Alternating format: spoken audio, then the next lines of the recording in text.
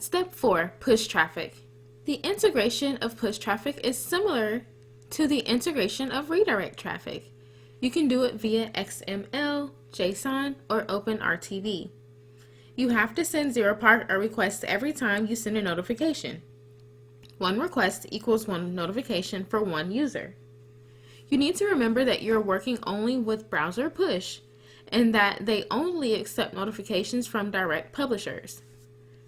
You can find the documentation on the Zeropark website. It's crucial to send all the parameters correctly so Zeropark can match your traffic with the right demand.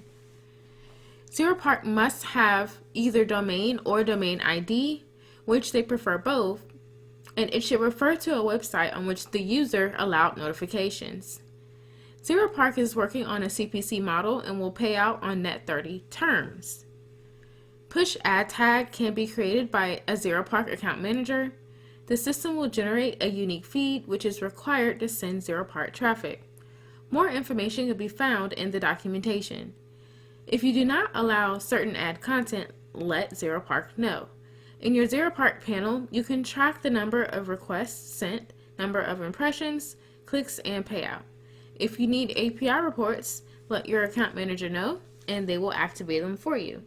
And lastly, be aware that they do not count any clicks with a delay from impression longer than 24 hours, and also don't register duplicated clicks.